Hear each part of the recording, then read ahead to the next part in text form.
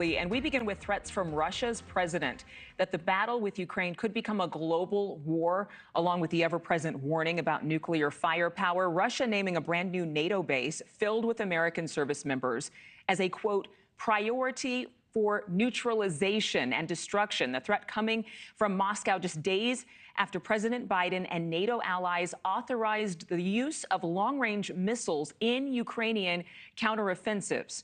Ukraine immediately firing both U.S. and British-provided rockets deep into Russia. Now, President Putin responding, firing a new medium-range, nuclear-capable ballistic missile into Ukraine, saying they would use them against any country allowing their weapons to be used inside of Russia.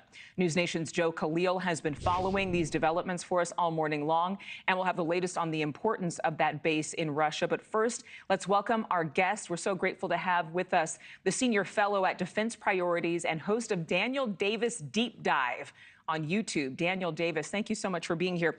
Daniel, this missile defense base is the first permanent U.S.-operated base on Polish soil. It's been in the works for decades, right? This is not an installation as a response to Russian aggression.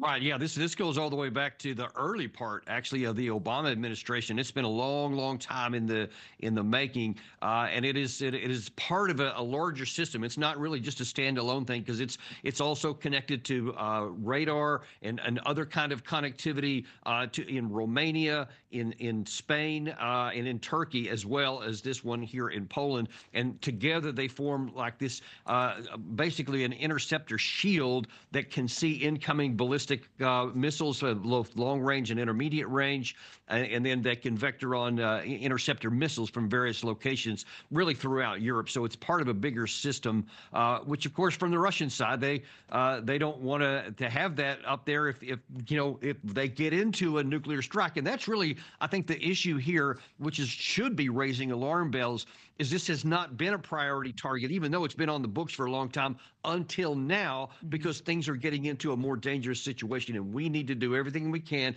to cool the jets here and make sure that nobody gets into a situation where there is an attack. Well, cooling the jets, it seems like that ship might have already sailed. 2 months left under the current administration. Do you believe that President Putin has the gall to strike a U.S. base, and does that spark a world war?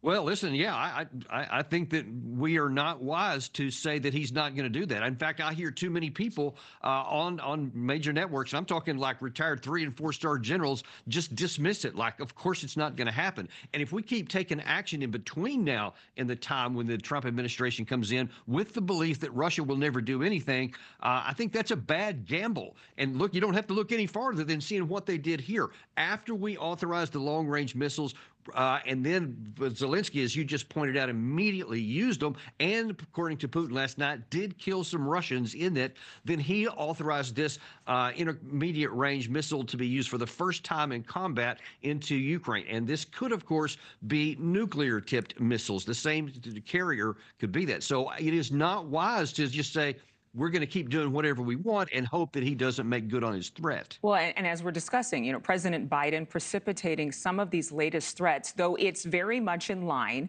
with his firm decision to continue to defend and fund Ukraine's protection. Is it too late for President Biden to help ease the tension before he leaves office?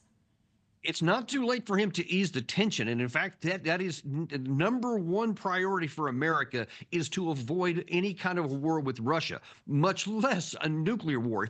We should not even be playing around the edges. And listen, let me just point blank, categorically tell you that there is no path whatsoever for Ukraine to ever win its war. So to insert the possibility of an escalation of the war with Russia in the final 2 months, when almost 3 years of effort have proven completely fruitless, is not a wise thing, and is not in America's interest to do so.